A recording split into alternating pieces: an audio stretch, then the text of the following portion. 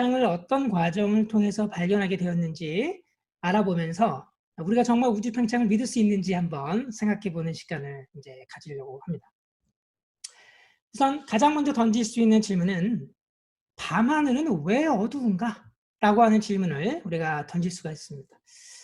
이 질문은 그 역사상의 그 수많은 과학자들, 뉴턴을 비롯해서 상당히 많은 과학자들을 괴롭혔던 풀기 어려운 질문입니다.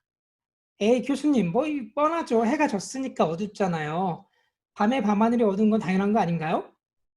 여러분이 이렇게 얘기할 수도 있지만 사실은 우리가 가만 생각해 보면 밤하늘이 어둡다라고 하는 사실을 설명하는 데 상당한 문제가 있을 수 있어요.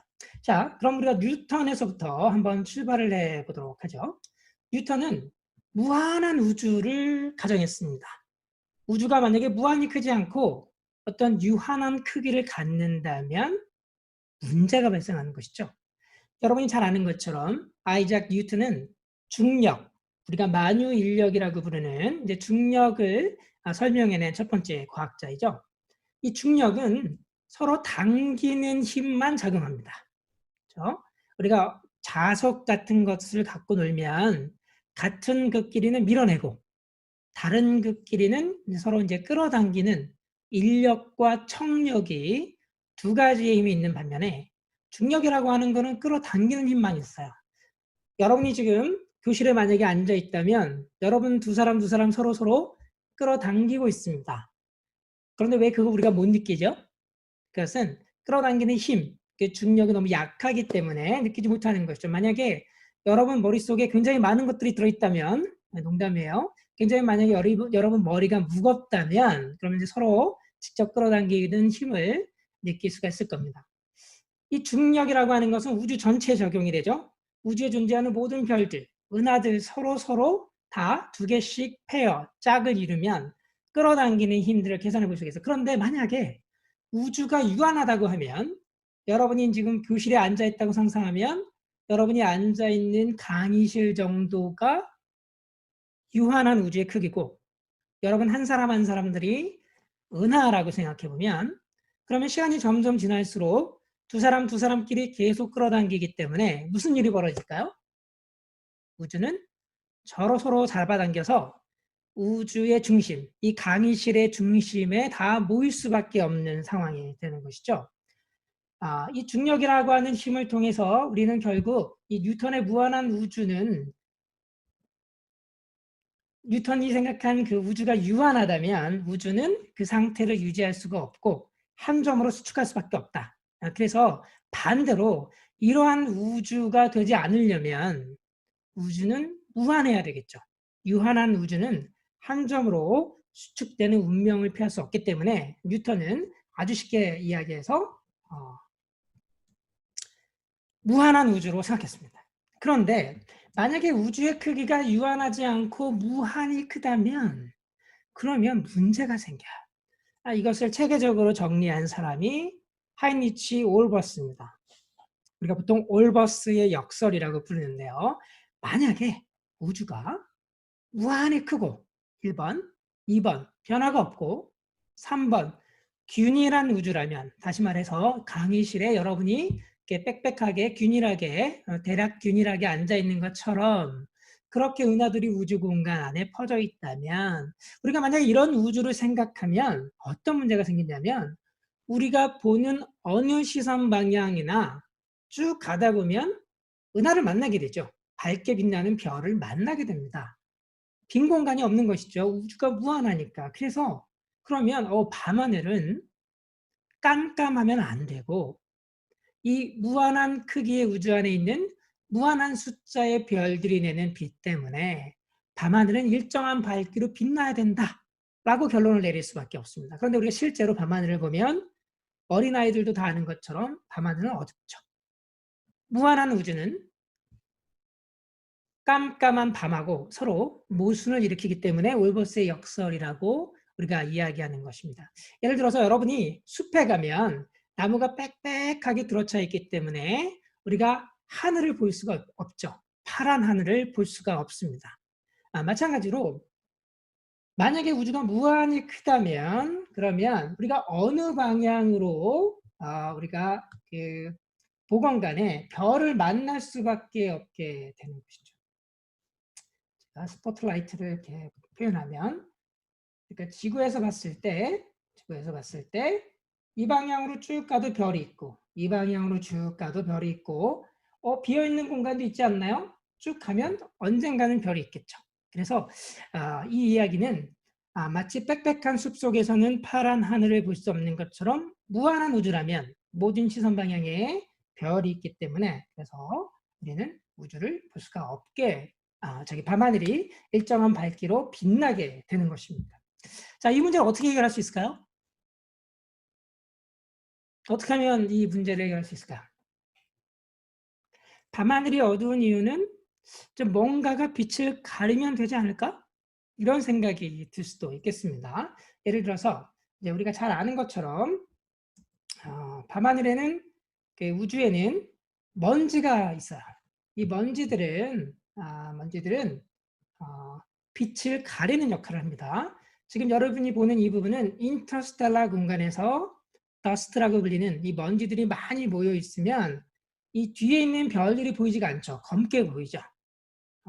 여러분이 밤에 자동차 운전을 하는데 헤드라이트를 다 켰는데 만약에 자동차 앞 유리창에 먼지가 가득 있으면 빛이 잘 들어오지 않습니다. 근데 먼지의 밀도가 굉장히 높으면 빛을 완전히 가리게 되는 것이죠. 그러니까 이걸 보통 이제 소강 효과라고 부르는데, 그러면 우주에 굉장히 많은 먼지가 있어서 밤하늘이 어두운 걸까요? 그러기 위해서는 이 먼지가 얼마나 우주에 많이 있는지, 먼지가 밤하늘 전체를 가릴 만큼, 우주 전체에서 오는 빛을 가릴 만큼 분포되어 있는지를 봐야 됩니다. 근데 그렇지 않습니다. 우리가 정확하게 어느 방향에 먼지가 얼마만큼 있는지 우리 은하 내에 이 먼지 지도가 있어요. 더스트 맵이 있어요. 은하들마다 갖고 있는 먼지의 양은 굉장히 적습니다. 그래서 이 먼지를 통해서 밤하늘이 어두운 이유를 설명할 수는 없죠. 이 문제를 해결한 사람은 여러분이 잘 아는 추리소설가, 시인이기도 했죠. 에드가 알렌 포우가 이 첫 번째 기록을 남겼습니다. 이 에드가 알렌 포우의 그 핵심적인 개념은 광대한 거리, 불충분한 시간, 이런 개념이에요. 이 에드가 알렌 포우는 여러 가지 책을 썼지만 산문으로 되어 있는 시를 적은 시집이 있습니다. 유레카라고 하는 시집인데요. 이 유레카라고 하는 시집 한번 읽어보면 굉장히 재미있는 과학적인 내용들이 들어있습니다. 아마도 에드가 알렌 포우가 같이 어울렸던 그 지식인들 중에 과학자라든가 상당히 지식인들이 많았던 것 같아요. 이 유레카에 나오는 내용 중에서 한 부분을 제가 번역을 좀 해봤습니다. 이렇게 나오죠. 별들이 끝없이 이어져 있다면, 우주가 무한하다면 그런 얘기죠. 밤하늘은 마치 은하를 보듯이 일정한 밝기로 보일 것이다. 우리가 은하를 보면 노란 구름처럼 보이잖아요. 왜냐하면 밤하늘의 어느 방향을 보더라도 별이 없는 곳이 전혀 없을 테니까.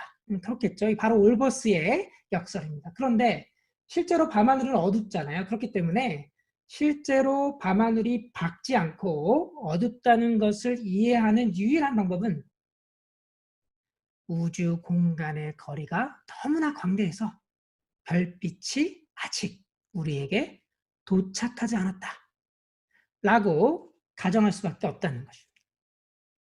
여러분 이해가 되세요? 우주가 무한히 크더라도 우주의 거리가 너무너무 멀리 있는 별빛이 빛을 내면 그 빛이 우리한테 오는 데는 굉장히 긴 시간이 걸립니다.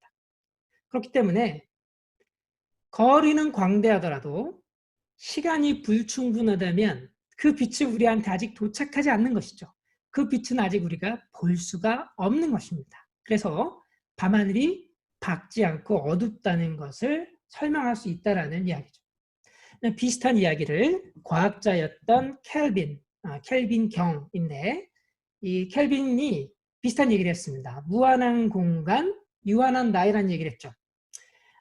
우주가 무한히 크더라도, 어떤 공간이 무한히 큰 공간이 있다고 하더라도 만약에 우주의 나이가 유한하면, 그러면 빛이 가장 멀리 갈 수 있는 거리는 유한한 우주의 나이만큼 우주의 나이가 100살이다. 그러면 100년 동안 간 거리만큼 그것이 가장 멀리 볼 수 있는 거리인 것이죠. 우주 나이가 유한하면 멀리 있는 별빛은 아직 우리에게 도착하지 않은 거기 때문에 결국은 우리가 볼 수 있는 유한한 숫자의 별만 볼 수 있다는 이야기예요.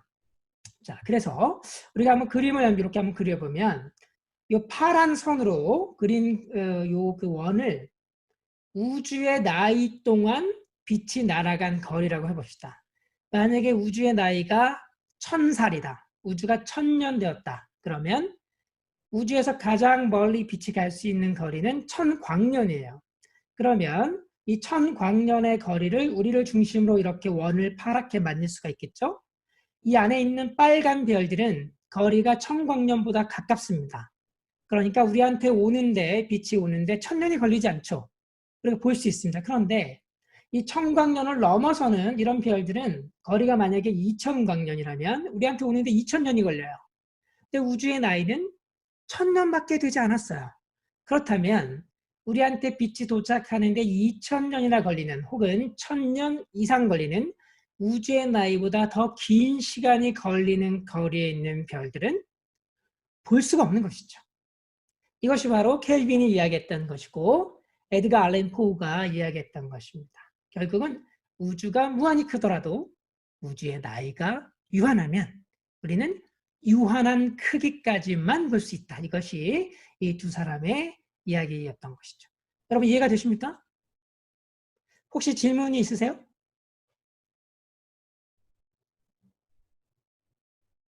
네, 다 이해하셨죠? 무한한 공간이라고 하더라도 유한한 시간이면 우주는 어두울 수밖에 없다는 것이죠. 자, 이것이 20세기에 들어서면 팽창하는 우주를 1920년대에 발견하면서 올버스의 역설을 아주 깨끗하게 해결하게 됩니다.